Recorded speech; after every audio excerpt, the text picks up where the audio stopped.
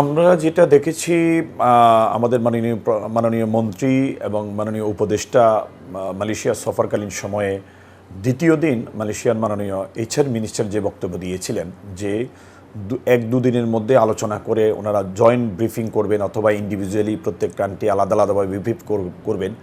সেই ব্রিফিংটা আমরা দেখেছি মালয়েশিয়া কোনো ব্রিফিং করে নাই, শুধু বাংলাদেশ ব্রিফিং করেছে। তো সেই জায়গাটাতে আমাদের একটু কনফিউশন আছে। তারপরও আমাদের মাননীয় মন্ত্রী এবং মাননীয় উপদেষ্টা যে ব্রিফিং করেছেন আমরা সেখানে দেখতে পেয়েছি যে বয়েসেলসের মাধ্যমে কাজ শুরু করতে চান প্রথমে। আমরা এটাকে সাধুবাদ জানাই, অ্যাটলিস্ট মালয়েশিয়া সমাজটা উন্মুক্ত হোক এবং বয়েসেলসের মাধ্যমে কাজ শুরু হলেও যেন সকল বৈধ রিক্রুটমেন্ট এজেন্সি যারা কাজ করতে চায় তারা অ্যাটলিস্ট একটা ওয়ান স্টপ সার্ভিসের মাধ্যমে বয়েসেলসকে কেন্দ্র করেও যেন কাজ করার সুযোগ পায়। সেকেন্ডলি যেটা বলেছে যে 423 জনের যে একটা লিস্ট পাঠিয়েছে, কেয়ারটেকার গভর্নমেন্টের আমলে 10টা ক্রাইটেরিয়ার মাধ্যমে এই লিস্টটা চূড়ান্ত হয়েছিল। সেই লিস্টটা কিন্তু আমরা বারবার অভিযোগ দিয়েছিলাম আমরা যে এই 10টা ক্রাইটেরিয়া কোনো যুক্তিসঙ্গত ছিল না। তারই ধারাবাহিকতায় গভর্নমেন্ট আমাদের যৌক্তিক বক্তব্যগুলো শুনে 3টা ক্রাইটেরিয়া কিন্তু বাদ দিয়েছিল, শিথিল করেছিল। সেই 3টা ক্রাইটেরিয়া শিথিল করার পরে কিন্তু গভর্নমেন্ট কোনো নোটিশ কিন্তু আমাদেরকে করে নাই। সে কারণে অনেক যোগ্য এবং সক্ষম অনেক রিক্রুটমেন্ট এজেন্সি কিন্তু আবেদন করতে পারে নাই। সুতরাং এছাড়াও গভর্নমেন্ট বলছে যে 100 জনে যারা ইতিপূর্বে সম্পৃক্ত ছিল সিন্ডিকেটে তাদেরকেও বাদ দেওয়া হবে। এছাড়া বিভিন্ন গোয়েন্দা সংস্থার যে বিভিন্নভাবে তারা যে তদারকি করেছে এবং বিভিন্ন তথ্যপত্র সংগ্রহ করেছে সেখানেও বিভিন্ন রকমের তথ্য থাকতে পারে।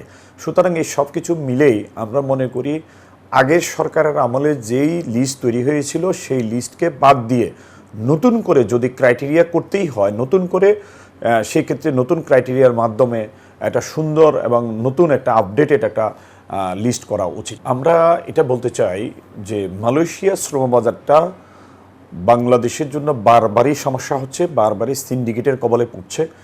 মালয়েশিয়াতে শ্রমিক প্রেরণকারী অন্য 14টা কান্ট্রি যেভাবে বাংলাদেশ থেকে মালয়েশিয়াতে শ্রমিক প্রেরণকারী অন্য 14টা কান্ট্রি যেভাবে মালয়েশিয়া শ্রমিক প্রেরণ করে ঠিক একইভাবে একই কায়দায় বাংলাদেশ থেকেও যেন সিন্ডিকেটবিহীনভাবে সকল বৈধ রিক্রুটিং এজেন্সি যেন সেখানে সম্পৃক্ত হতে পারে, শ্রমিক পাঠাইতে পারে এবং প্রয়োজনে সরকারের একটা যৌক্তিক যে খরচ এবং এই খরচটা নিয়ন্ত্রণ করার জন্য একটা মেকানিজম থাকবে। আমরা বলেছি যে একটা ওয়ান স্টপ সার্ভিস থাকতে পারে এবং এই যে আমাদের কর্মী যারা মালয়েশিয়া যেতে চায় তাদের একটা ডাটা ব্যাংক থাকতে পারে এবং ডাটা ব্যাংকের মাধ্যমে কর্মী সেখান থেকে সিলেকশন হতে পারে, প্লাস আবার টাকাটা যে যৌক্তিক খরচটা ব্যাংকের মাধ্যমে তারা প্রদান করা যেতে পারে।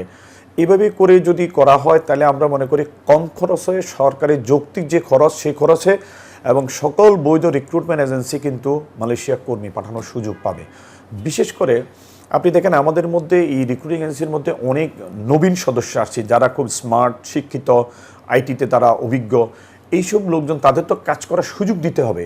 আপনি কে ভালো কে খারাপ কে মানে অনেক দূর এগিয়ে যেতে পারবে, ভালো কাজ করতে পারবে, আপনি সুযোগ যদি না দেন তাহলে তো আমাদের তারা তাদের যোগ্যতা সাক্ষ্য রাখতে পারবে না।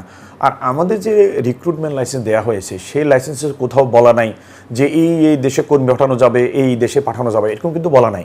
সুতরাং সব রিক্রুটমেন্ট এজেন্সিকে তাদেরকে সমান সুযোগ দিতে হবে। তার মানে যে সবাই একটা দেশেই 2000 2500 এক দেশে কাজ করবে, নট লাইক দ্যাট।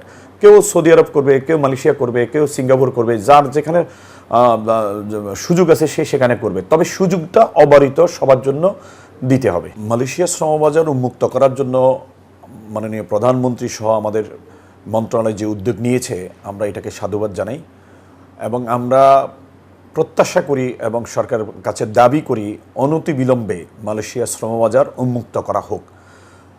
কারণ হচ্ছে যে আমাদের শ্রমবাজারটা অনেকটা সংকুচিত হয়ে আসছে। মালয়েশিয়া শ্রমবাজার আমাদের অত্যন্ত গুরুত্বপূর্ণ একটা শ্রমবাজার। এই শ্রমবাজার উন্মুক্ত হওয়া খুবই প্রয়োজনীয়। কিন্তু আমরা সরকারকে অত্যন্ত বিনয়ের সাথে বলতে চাই যেই মালয়েশিয়া শ্রমবাজারে ইতিপূর্বে সাবেক সরকারের আমলে যে অনিয়ম দুর্নীতি হয়েছিল এবং সিন্ডিকেশন তৈরি হয়েছিল সেই সিন্ডিকেশন যেন না হয়, বরং সকল বৈধ রিক্রুটমেন্ট এজেন্সি যেন কর্মী পাঠানোর সুযোগ পায়।